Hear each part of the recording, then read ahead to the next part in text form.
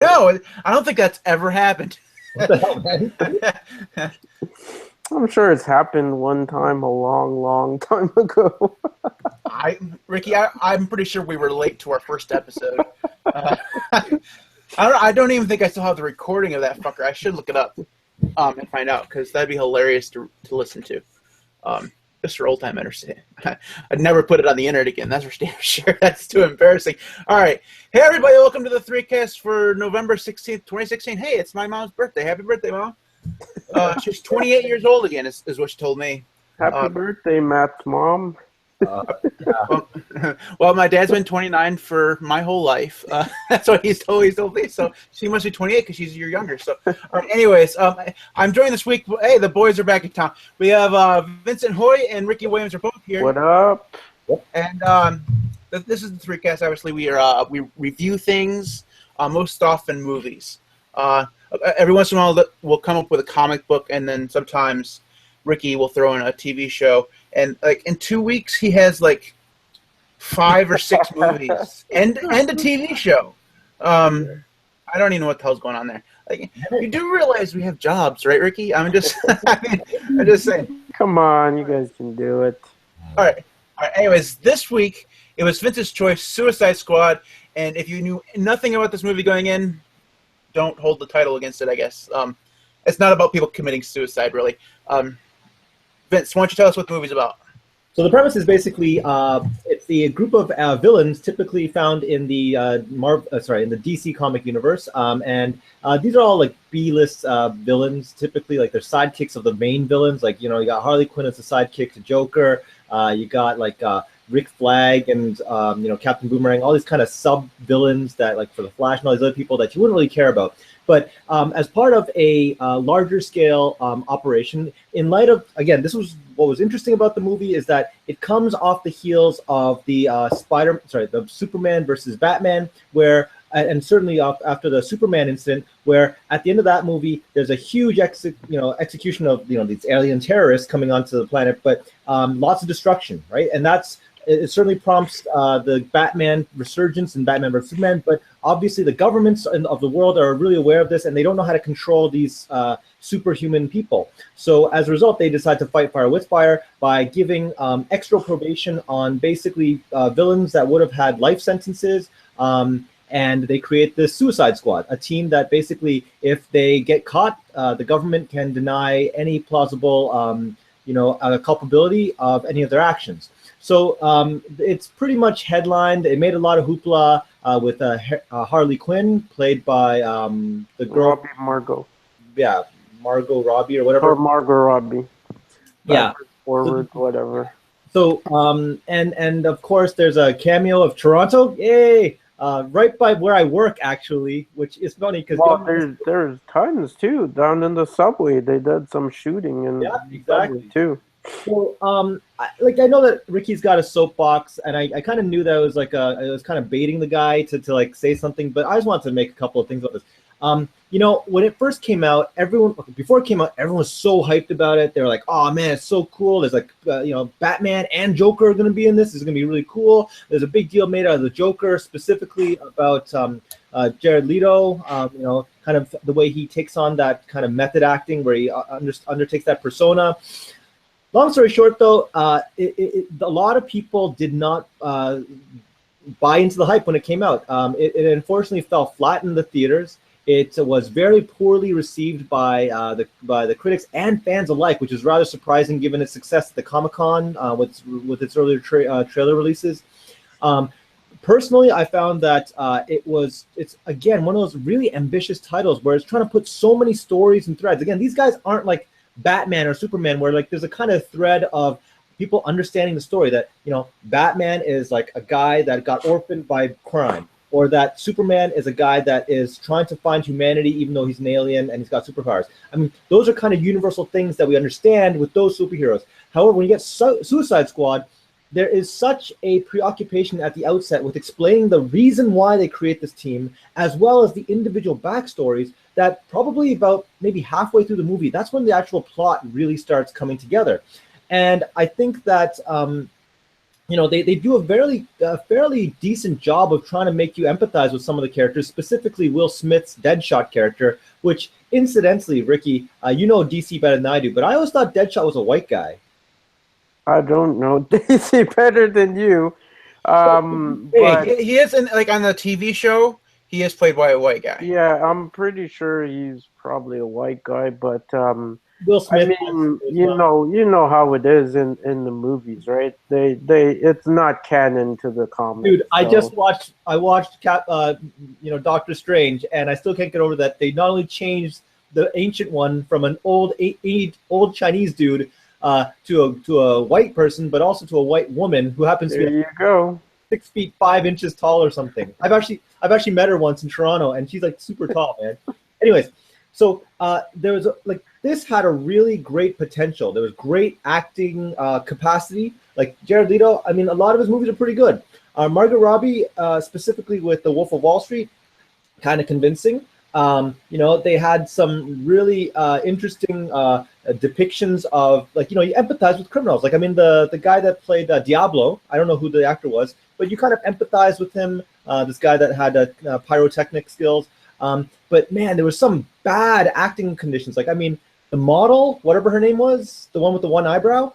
Oh man, Cara Delevingne or whatever. That was bad acting, and I don't know how they let her get cast. Is she really that hot? I don't see it. But I don't get why they gave her that role, because acting as like a villainess, not so much. Acting as like the kind of archaeologist that decides not to wear very much clothing, really bad. Not an archaeologist. What was she? What was she? Well, she's supposed to be, but I'm gonna talk about that later. Yeah, but okay. So, like I said before, the plot itself had really great potential. The acting had great potential. Hell, I even liked the music. It was actually pretty bumpin' music. I liked the throwback to a lot of the old classic rock songs.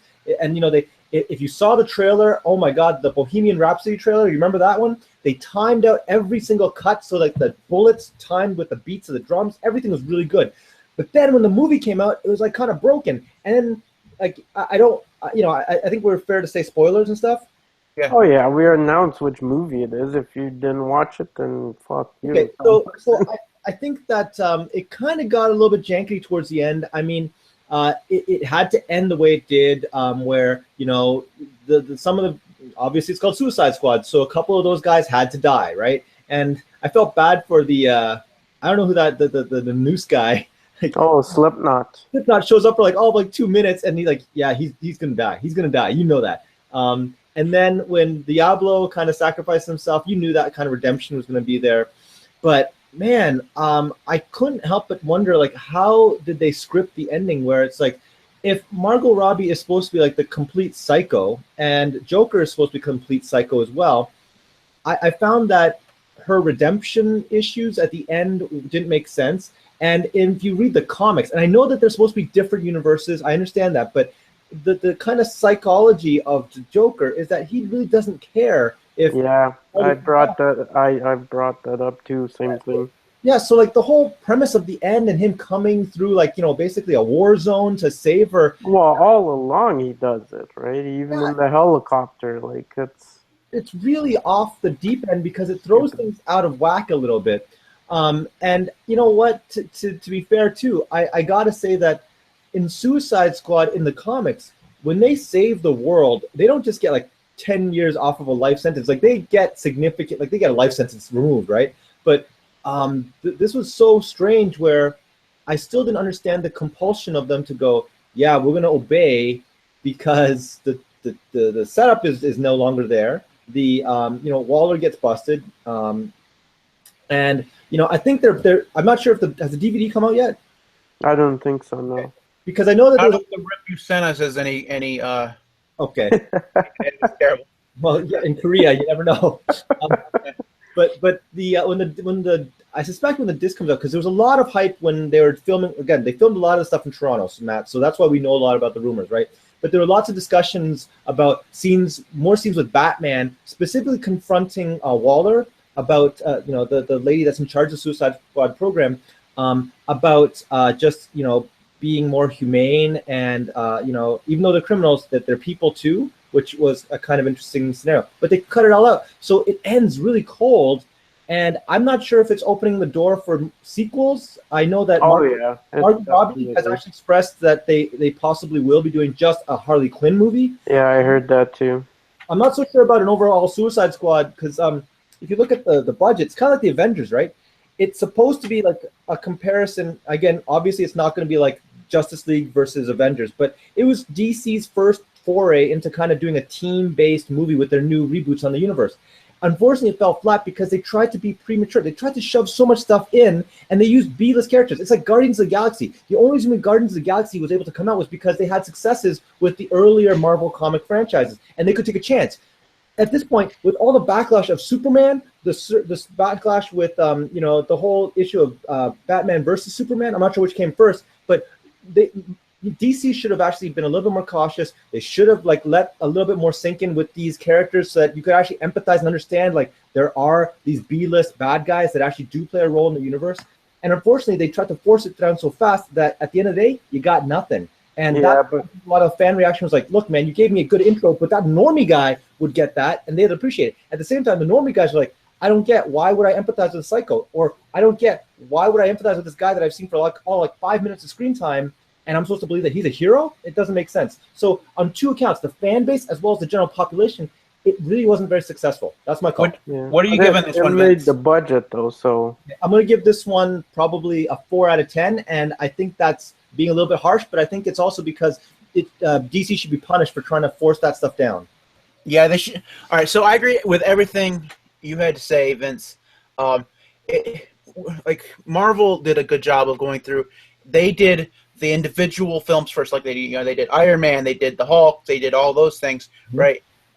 That way you got to know not only the backstory, but you got to feel for the characters, and not only the characters, but the actors too. So that's the reason why the Hulk had such a hard time, because Edward Norton didn't want to do a second film, so they just kind of abandoned that franchise altogether until the first Avengers film, right? Yep.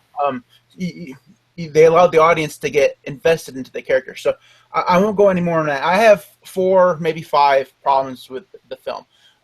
First, Will Smith. He was very much Will Smith in this movie, in that he's Will Smith in every movie. Maybe it's just that I don't like Will Smith, so I went into this film knowing that Will Smith was in here, and I guess it just lowered my expectations so much that he met them. He was just too Will Smith for me, I guess. They tried some humor to go along with the whole insanity of Harley Quinn, and a lot of that just fell flat for me. It just wasn't funny.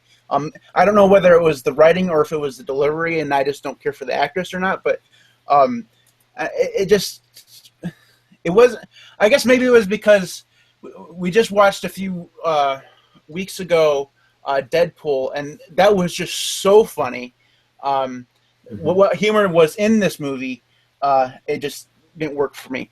And I think they really had a hard time because this was the first time we've seen the Joker, correct me if I'm wrong, since Heath Ledger, right?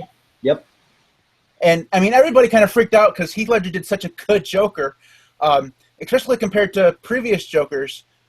This one kind of was a backslide for me. Jared Leto he was a very atypical Joker from the whole thing. I mean, back from the first Batman you ever watched, it was from the acting to the makeup. It was very. They didn't break out of any boxes at all in terms of the Joker. It was very, very much what you would expect from the Joker. Whereas why Heath Ledger's Joker was so successful was because it was the makeup was different, the acting was a little bit more out there than what you would expect. I didn't care as much for the music as you did, Vince, and I think that mostly is just because it was just kind of all over the place for me. I mean, it was kind of a mixture of things, and I would like it to have been a little bit more consistent. There was one other thing that I wanted to say. This really doesn't have anything to do with the movie. I think the real reason why I didn't care for this movie is because I'm not so high on villains. I've never really So, all right. So, Vince, you're going to kill me for this. Uh-oh. And this is probably going to show my comic book naivete. Uh-oh. Is it going to be an Archie thing? So, my thing is, I don't like the Batman universe villains as much as I like the Superman universe villains. Okay. I don't like. Don't get me wrong. I still like Batman, but then I like Superman. I've just never cared as much for the villains in that universe, and I guess I can't really. I don't really know why. This is more of a me problem. I think it's just something gets in my head where I enjoy the. Because obviously, all right. So in the Batman universe, they're all like humans, right? They don't have real superpowers. They're like Bruce Wayne. He's just a rich guy who has some special training, for the most part. There might be some offsides that I don't know about. But whereas in like Superman, they have like superpowers. So maybe that's the reason why I like the villains there. I don't think so, but maybe that's just where my subconscious is where it's going. I think that's part of the thing here is that I've never cared very much for Harley Quinn. I think the interpretation in some of the things that I've read, at least, is all over the place, right? So I mean, in some she's like in this where she's just like totally batshit crazy, and in others she's still crazy, but she's there's some sanity there, and there's a reason for it, right? And maybe that just didn't come through in my one watching of the film. And then I think, like I said, a lot of her delivery on some of the craziness just kind of fell flat for me. So I would give this a 1.5 out of 5. Yeah, I really didn't care for it at all. And I think I'm subtracting a whole point just because Will Smith was in the movie. That's just me. I don't like him.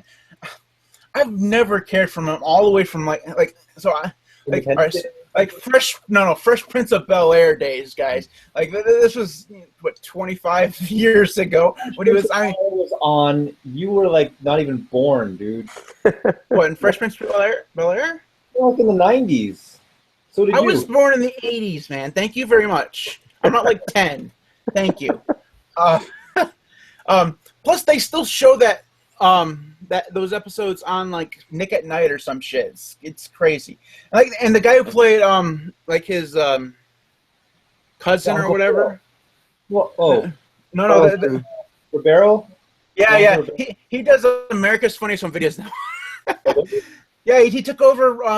So it went from Bob Saget to somebody else, and then to Tom Bergeron, and now he does it. And he's just he is not funny. I don't know. It's terrible. Only in America could we laugh at a guy getting hit in the balls with a rake. It's just us. All right. Anyway, so Ricky, you have 12 minutes. Yeah. Okay.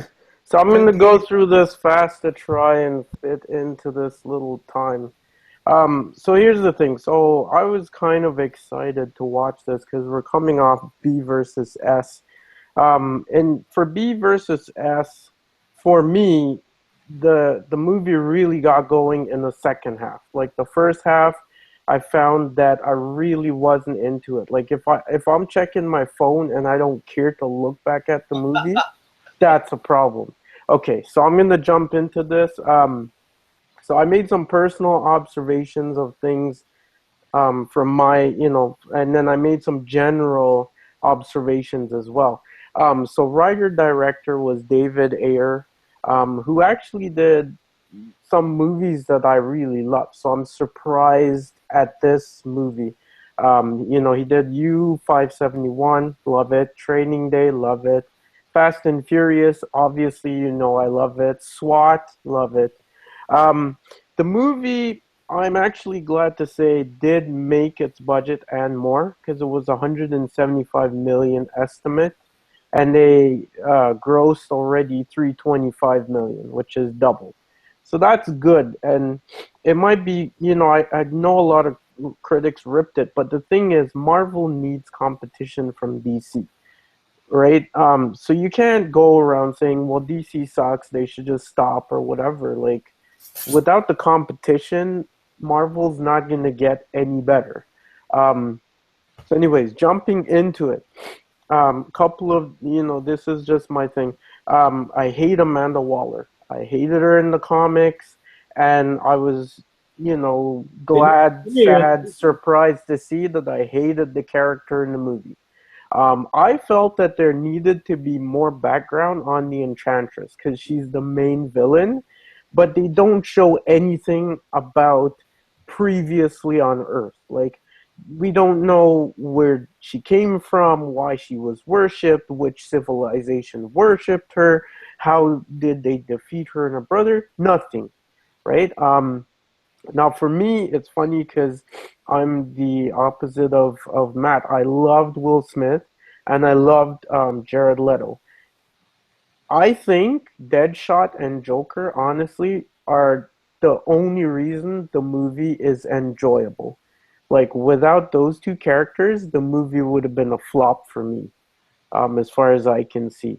You can tell that they really Sean had the spotlight on Deadshot because they used a lot of the beginning on the background of his character, trying to get you to show empathy because of his love for his daughter. And that's time I felt that they should have actually used on the Enchantress. They should have started off with her at like right from the start, and that would have given you something so you understand her character, why she has all these powers, blah blah blah. Killer Croc, I felt throughout the entire movie, he was so overlooked. I couldn't understand why he was even there. It was like his character was in the comics, so they put it in. I think they had so many characters. They had Deadshot, Harlequin, Diablo, Captain Boomerang, Killer Croc. They just sort of put the spotlight on Joker, Deadshot, and Harley Quinn, and the others were just like Captain Boomerang. His whole purpose for him being there was to show Flash because they wanted to get you hyped for Justice League. But they didn't do a good job of it. Exactly. Do you guys think that the reason why they made such a spotlight on Will Smith's character was because they paid him so much? Like they figured, well, we're paying him so much money, we might as well use him a lot. Either that or they just found that his acting was a standout, so they gave him the spotlight. Or maybe they're just using him for his name because he's going to draw people. Highest billing. So, anyways, let me get through because I still got a lot to go. I felt like they glossed over a bunch of things, and I can think that their mentality was that a lot of the people going to see this are mainstream people. They're not going to care. But what they need to understand is that that might be true, but the ones who are going to go to see this 3-4 times and give you real revenue are going to be the DC diehards. Like, for instance, Diablo's a fire dude. So you saw when they opened up this thing, he was let out with all the water. How comes when Waller and Flag was talking to him, there was no water there? What's up with that? They tell you that June Moon was an archaeologist. She wasn't an archaeologist. She was a Tomb Raider. Like, no fucking archaeologist is gonna break the little statue thing. Archaeologists are all about preserving shit. They're not going to go and pick the thing, oh, this is cool, let me break the head off. Like, they're not going to break fucking Tutankhamun's head off and say, oh, well, I just wanted to see what was inside this mummified wrapping. Like, stupid. It was all because they wanted her to be above the criminal. So they had to give her something, oh, she's an archaeologist. So you feel empathy for her character because basically she is this archaeologist who's just being held hostage by this, like, soul, whatever. Okay, so I'm going to jump into my pros. Love the rundown of each character. I did like how they did it, like how they had the graphics, they listed their name, why they're, what they're infamous for before the background started. I like that it was a fun movie if you compared to most of the other movies like B versus S, very dark, all the other movies and stuff. I like that they concentrated on Deadshot and Joker because I thought that their characters actually made the movie more enjoyable. I like that they included Joker in the storyline. I thought Leto did a good job because the thing for me is a lot of people love Heath Ledger's Joker. It's iconic, especially because he died afterwards. So you can't do something similar. So I think they tried to modernize him. That's why he's got the gold chains, he's got all the weapons, he's got all the tattoos. So I think they tried to do something different. And speaking personally, I did like his interpretation. I didn't like every single thing, but overall, I did like it. Um, I like their nods to Harley Quinn, like her original costume. There was when she took it out of the trunk. There was one scene when she was with the Joker. She was in the costume already. Um, Now, my cons, which are much more than the pros, and that's the reason why I thought they could have done a lot better with the movie because I have so many cons compared to pros. Unrealistic use of technology. How the fuck did they wire the dude $1 million in like 2 seconds? Next, why would the guy threaten an assassin who he's paying $1 million because he knows he's the best assassin in the world? Obviously, he can come kill you in your sleep and no one even knows. What? That's just dumb. I didn't like the representation of Joker and Harley Quinn's relationship. I know they shied away from the comic book kind of thing because they didn't want that abuse in it. Yep. But the thing is, the way they portrayed it is stupid because Joker, he doesn't revere Harley. He doesn't think she's a badass. He doesn't love her and want her to be with him all the time. So that was just stupid, unrealistic. Like, and the thing I didn't also like is the way they made Harley Quinn so they went with the whole insanity, but her whole thing was just it was basically she was a sexual like whatever she's insane and she's hot and whatever. The thing is like she's a woman on an all guys crew. She should have been a badass. Like they showed her fighting a lot, blowing people's head off. But the thing is, that all gets overshadowed because 90% of the time she's bending over in short shorts, she's acting like an idiot, and the whole thing with the backstory of her being a psychiatrist, but she falls for Joker like so easily. That was stupid. How did Joker attack a Wayne Enterprises division, but Batman doesn't show up?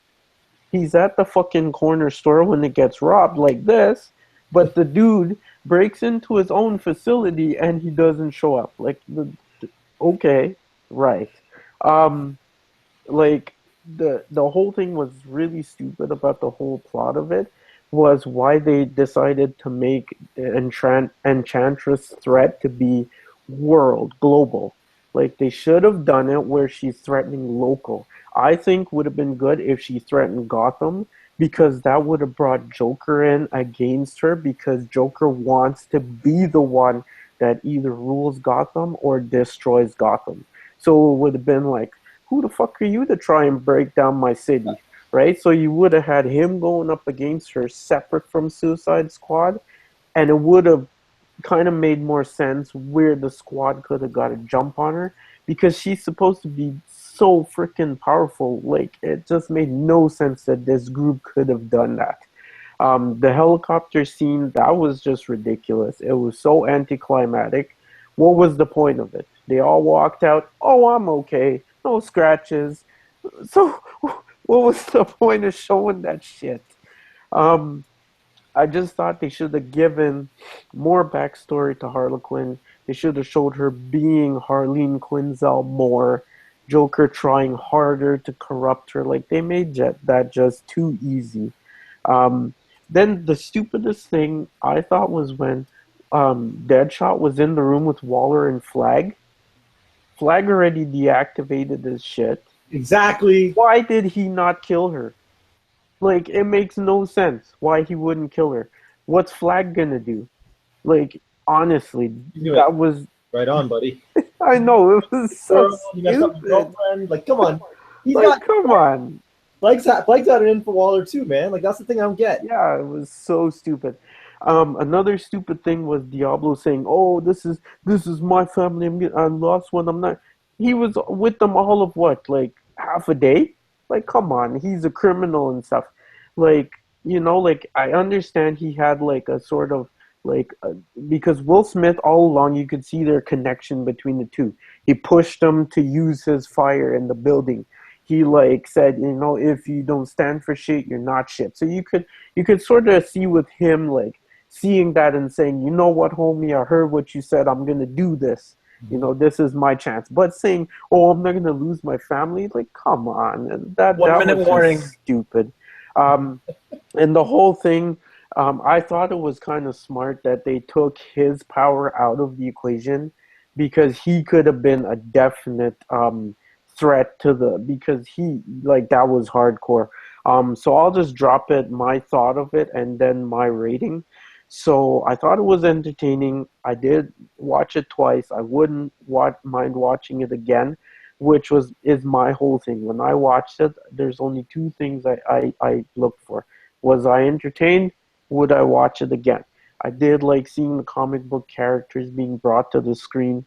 Like I said, I do want DC to do good shit. My thing is, if you look at their shows, I think DC superhero shows like The Flash, The Arrow, are the best on TV. Why don't they tap those writers? Like The Flash, one of the writers is Geoff Johns, who is president of DC, and he also writes The Flash. He writes comics. Why wouldn't they tap that? Like, I don't understand why they would go to David Ayer instead of going to someone. You know what I mean? I think if they had someone that had the comic book, they could see into it. I just feel, even if they had someone like helping in a supporting role, not just the writer or the director straight up front, I don't know. I just think that's stupid. Or one of the other producers of the shows. But overall, I'd give it 7 out of 10. For the reason, like I said, I would watch it again. And if I would watch a movie again, it's enjoyable to me. Good job, Ricky. All right. So let's move on to the picks of the week. Ricky, why don't you go first? Okay. We haven't heard enough from you tonight, so why don't you keep going? All right, let me check my show notes because I wrote it down, and of course I forgot what I wrote down. Oh, the Apple iPad Pro keyboard. Fanboy. Hooks up to the whatever that port on the iPads are called, the little 3-dot thingy. I like it. It's totally on the Pros. It's really just badass. You can do key combinations. It really does help it make it feel like something more substantial than a tablet. I'm not going to say a laptop replacement. For some people, I know it could be. For me, it wasn't. But for someone who, does a lot of writing, I could definitely see how you could sit down at a coffee shop or somewhere and just really get to writing on this thing. Okay, Vince, you have a Yep. pick for us? Okay. I got it's called the Hamito Mini. It's basically, just give me a second. I got it right here. Just give me a sec. Basically, for those of you guys that do VR, okay, all you do, look at this, man. Oculus Rift ain't got nothing on this. For $20, put that in front of your phone. It straps onto their phone. All my kids at Ryerson, we use this because we are the first school to inculcate virtual reality from first year all the way to fourth year. We do it, and instead of making our kids shell out lots of money to buy VR sets, we do this. We got it down, man, and it's a decent experience. It's better than the Google Cardboard because you don't make it look like a pizza box. You know what I'm talking about? And it's nice and easy. And man, when I can just walk into a room and just go, you want to see it in VR? Just hand them that over. Give them my phone. It's amazing. It's $20. It's an easy get for VR. It works for every other thing. Like this, man, compared to like these clunky Google Cardboards that I got, or like an Oculus Rift set or something, this is the best bang for your buck, man. Go for it. Yeah. You don't even have to have Is there software that comes with it, or is it There's tons of different packages that do VR, but all it's doing is it's doing the stereographic thing where it's like doing the two projection things. yeah. The software I use is Ulio VR. It plugs into basically Revit, 3D Studio, Rhino, any program, and it generates it, and you're cool. So Wow, that's pretty cool. It's great, man. Nice. All right, so I was going to have my a recommendation for a music service this week because Spotify is terrible. What? All right, so small rant. It's going to take 2 minutes. Spotify is terrible because their software has gone down the tube. On the desktop, they have started, for some reason, they had a bug where it just wrote a tremendous amount of data to the hard drive, and they have fixed it. But then they introduced new bugs, and that's what's been happening for the last 6 to 8 months. Just every time they have a bug, they fix it, and then there's new bugs. And the bug where they had malware ads, that one was great. Yeah. I don't care about ads because I pay for it, so I don't get ads. So that one didn't hit me. But on the mobile side, one of the things I hate the most about it is that they utilize Android's possibility of using play back forward controls, lock screen, and the notification pull down. The problem with Spotify is they don't work like hardly at all. I mean, they crash all the time. The app crashes all the time. So I've been using Spotify for like a year and a half now. I mean, I was switching back and forth all the time when this stuff first came out. I was like trying to figure out what it was, but then I was like, Spotify is where my playlists are. Mm-hmm. But now, because of all these damn bugs, I just can't do it anymore. So I've been, I tried 3 different ones today. I've tried. My next one's Deezer. I looked at Tidal.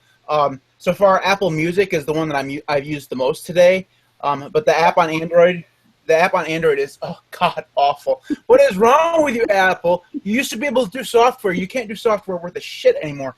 I tried Microsoft's Groove, which is what took over for Zune, and I was actually fairly impressed about it, except for it apparently runs on Azure or whatever the hell Microsoft's infrastructure as a service is, and it just sits there and buffs like I was running freaking dial-up. It's terrible. And I tried Amazon Music Unlimited, which is it was surprisingly mediocre. I thought being Amazon it would be pretty good, but it just wasn't very good. I mean, so what's good about the music things is the selection is pretty much standard now. Pretty much every service has all the songs that you could want. Unless your music tastes are like, we're way out there. Mm-hmm. Anyways, next time we come on, I will have a pick of on what I set up for. So just to go kind of standard of what I'm going to pick, I'm choosing LastPass. LastPass updated their service this week. It used to be if you wanted to sync your LastPass, which is a password manager software, if you wanted to sync it between devices, so like your PC and your phone or your tablet or whatever, you had to get subscribed to their pro service, which was like $8 a month or something like that. And I just wouldn't do that. I'm not going to pay for it. I don't care. I guess I just don't care that much. I'll just use the same password everywhere, which is, for an IT guy, is like the faux pas. I mean, literally, freaking IT know that you have to use heretic strong passwords. But I just don't have the memory for it. But when I was an Apple guy, I was able to use 1Password. But the problem with 1Password is you have to buy that fucker for every single platform, and it's too damn expensive. So now that LastPass is updated so that you can sync for free, you don't have to pay for it. It's like it's a no-brainer. Use LastPass; it's awesome. 100% free syncing. I don't even know why they bother having a pro thing anymore. I don't know why you buy it. I don't know what you get. I don't care. Free syncing, awesome. And now I can go through and use awesome passwords so nobody can log into my Facebook account and post things about Donald Trump. All right. Excuse me. All right, so we started early. We're ending early. That's how you do it, people. You would think that after 6 years of freaking podcasting, we would have had it down, and finally, at least for one episode, we do. If you want to get takes time. It takes time to learn. 6 years, we're ahead of the curve. All right. Well, see, the problem is Vince here. He's the genius among us, and he doesn't. He's the professor. He doesn't do actually the recording or anything or the scheduling. He just he just comes in and proves Ricky and I are idiots. No, not at all. So Ricky and I started it, and we're just really, really slow learners, very slow learners. As evidenced by that one time we did a video game podcast, and it was like 4.5 hours long. We really need to do that again. That was fun. Anyways, if you want to get in contact with us on Twitter, I'm at MTWV. Ricky is Ricky_Williams1. Vince is VWHUI. The 3Cast is at the 3Cast. I don't tweet shit from that account. Just because who the hell wants multiple Twitter accounts? It's like having multiple Gmail accounts, which I do have, which is, you would think that, no more rants. Anyways, anyways, follow us. You can like us on Facebook at facebook.com/the3cast. And we will be back, I think, next week. We're going to talk about that in a minute off the air. And when we do come back, it'll be the game. We're going to... I found a way for us to do a Jeopardy-style game where I don't actually have to do any of the work. So, and it should allow all three of us to play. So, I don't have to play a host while you guys do the contestant thing. So, all three of us should be able to play. I don't know what the topics are going to be. It's probably going to be like random trivia, but who cares? It'll just be some fun. After that, Ricky has some hot mess. Yeah, I don't know what the hell Ricky's. We might keep pushing Ricky off the cliff. No. Anyways, we will be back next time. See ya. Mm-hmm. What up?